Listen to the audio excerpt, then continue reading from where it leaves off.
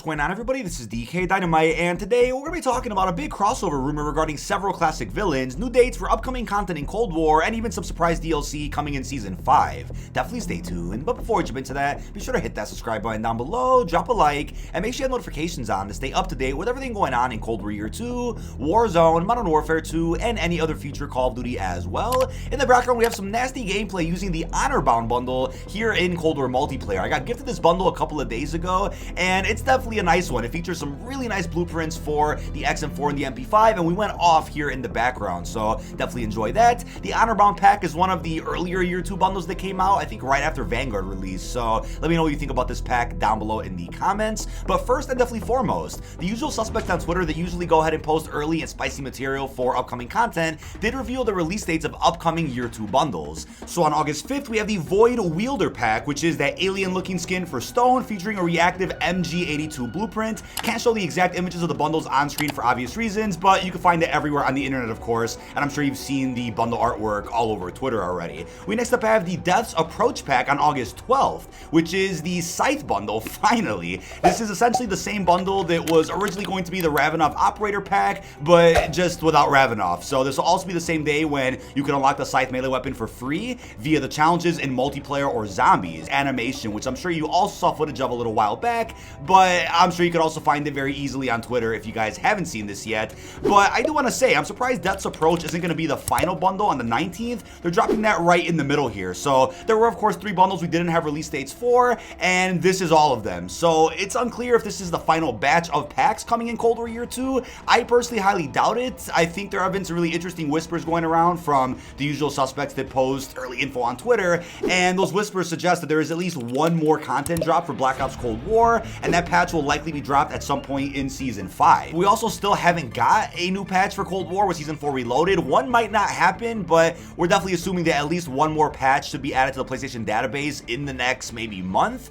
It probably will be closer to Season 5, maybe even in the next couple of days. I'll keep you guys posted with that, and that patch may contain more answers as to what's going on with more content in Black Ops Cold War. We also have a major report from the same suspects that post all that spicy material, and the report is that references were found for Khaled Al-Assad, Raul Menendez, Rourke, and Seraph coming as operators into Vanguard. I am not joking. So first off, with Khaled Al-Assad, it is going to be an operator pack, and the description for it says, free with digital pre-order of Call of Duty Modern Warfare 2. The time has come to show our true strength with the Khaled Al-Assad operator bundle. Now, I'm aware there were rumors going around that Shepard might be an operator bundle, and that could still happen at some point. Again, no information was really provided in terms of a release date for Khaled Al-Assad. I'm assuming that'll probably be announced maybe during the next season. Who knows how late they're actually going to reveal this. Could be similar to the Ghost of War bundle that came out last year for Cold War if you pre-ordered Vanguard digitally. Now, with the recent patch that went live for Reloaded, other than Khaled Al-Assad, the information regarding Raul Menendez, Rourke, and Seraph were left out of the Warzone files, according to these individuals over on Twitter. So it looks like that's definitely going to be Season 5 content, but Khaled Al-Assad might be announced much sooner than then. And I know I saw some comments saying that Vanguard is turning into COD Mobile, where they're kind of just adding anybody and everyone, regardless of how it impacts the canon of the story. And COD Mobile has its own story going on that's obviously disconnected from the mainstream COD series. They have their own comic line, but in terms of Vanguard, obviously things have been very confusing. I mean, if you don't take into account the movie crossovers or the TV show crossovers and just look at the COD characters alone, things are still a bit messy, but there might be a way to explain that canon, which I'll get to in a second. But the first thing I'll say about Menendez now is that it's awesome how we all wanted young Menendez to release in Black Ops Cold War, maybe towards Season 6, since it probably would have made sense considering Black Ops Cold War is right in between BO1 and 2, so Season 6 or even beyond could have been used as more of like a bridge to the gap between Black Ops 1 and 2, kind of leading up until when Woods gets captured by Menendez, leading up until when Mason goes on some more missions in the opening events of Black Ops 2. But Cold War didn't really go into that too much. The post-launch story does set up some really awesome foundation for the next Black Ops, but I do think the answers about kind of that follow-up to Black Ops Cold War's post-launch season is all within Vanguard, surprisingly. Now, if it's considered canon as these villains get added to Vanguard, then I think the whole point of Butcher talking to Mason's crew will probably make more sense once these villains come out. Maybe Butcher didn't know about young Menendez and will tell Mason something that kind of better sets up how the Black Ops 2 campaign worked. Now, actually imagine if the Menendez cartel gets Task Force Vanguard killed. I mean, we could assume that Task Force Vanguard is still active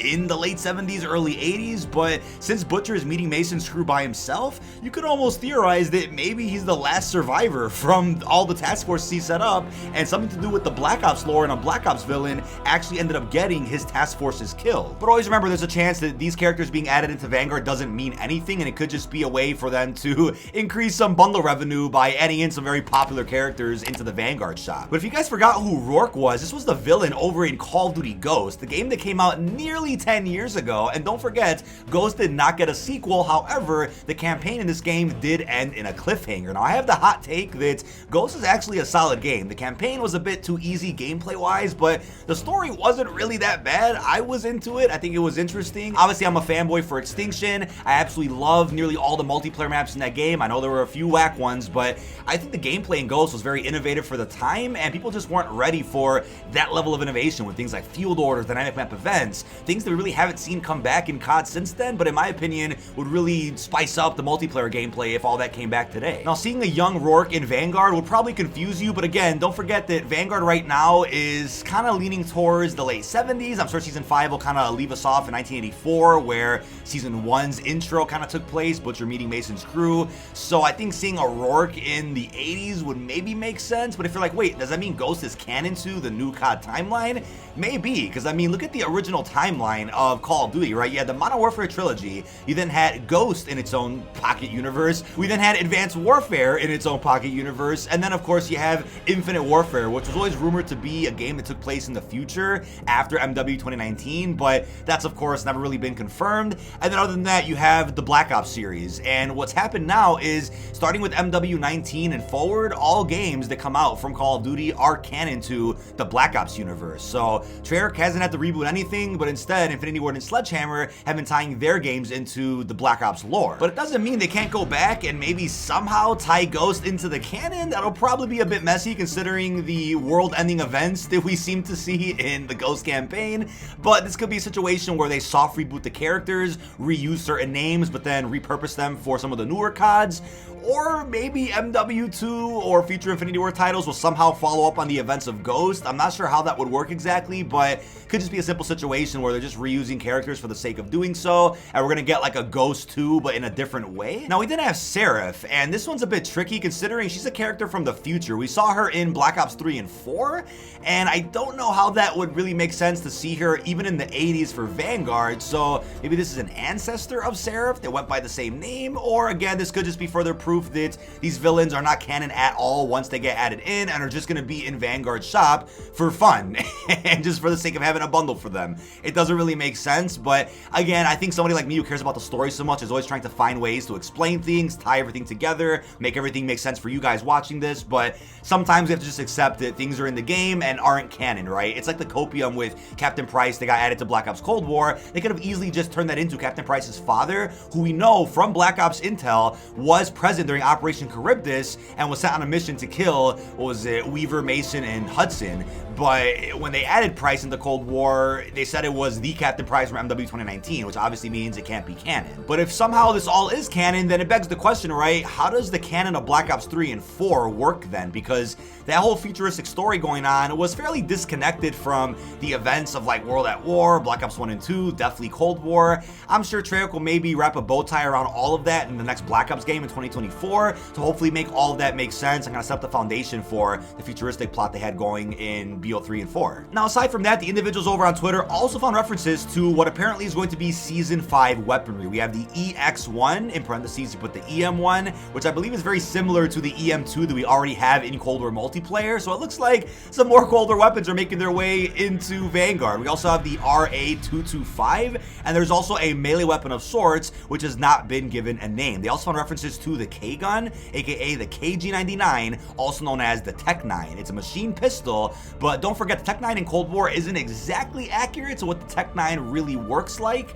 so maybe this Tech-9 coming to Vanguard will be the actual historically accurate version, so we'll have to wait and see how this works. But the Tech-9 coming to Vanguard is a bit worrisome. I mean, hey, the Tech-9 is meta in Cold War multiplayer, so I'm wondering how good it'll be in Vanguard. Now, also imagine if the scrapped concept to have dual-wield Tech-9s, which we know is probably going to happen in Cold War thanks to the artwork where Kitsune is holding two of them. Imagine if that made its way into Vanguard, considering the Tech-9 will be a pistol in Vanguard, presumably, not an SMG. We we might be seeing dual-wield Tech 9s in Vanguard multiplayer. And bundle descriptions were found for these weapons as well, fairly early on, but this is going to be Season 5 content, so we're not going to know much about these weapons for at least another month. Now, speaking of Cold War weaponry, yesterday for Season 4 Reloaded, the Vargo-S got added into Vanguard and Warzone, and I had a hard time kind of trying to figure out which Vargo is better, the Vanguard version, which just came out, or the Cold War Vargo. And honestly, I think the Cold War Vargo is just slightly better. Neither of them are necessarily great in Warzone. They're pretty good, but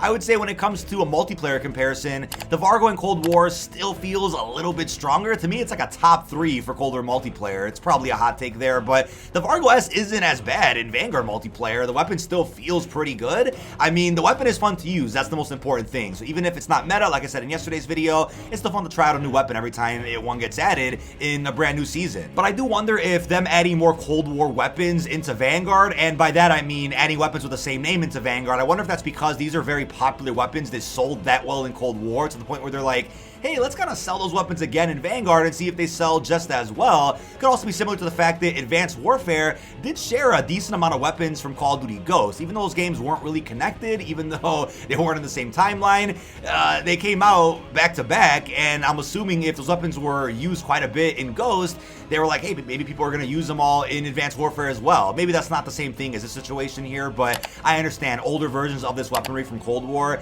existed in World War II under different names, and that's why we're getting that potentially here. But still, it's fun to see colder weapons making a comeback just a year later in Vanguard. Now, while on the topic of weapons, we also got a really awesome announcement that for those that missed out on Seasons 1 through 3 of Vanguard, you will now get instant access to the Katana, Wellgun, the Gorenko, Cooper Carbine, Sawtooth, Axe, Ice Pick, Armaguera, Sledgehammer, KGM-40, the Whitley, Blixen, Nikita, and the M1916, even if you have not completed the unlock challenges for those weapons. So while this may look like, oh, nobody's playing Vanguard, yeah, you could say that, but I think this is great for those out there that maybe even bought bundles for these weapons but still don't have the base versions unlocked, either because you didn't feel like doing it or because you don't even own Vanguard to begin with. I think this is awesome. Maybe there's some data behind the scenes from Activision that supports the idea that people are maybe using these weapons quite a bit as ground loot or picking it up off dead satchels, but still don't have the base versions unlocked. So if you unlock the base versions for everybody, it might encourage people to not only build classes with them in Warzone,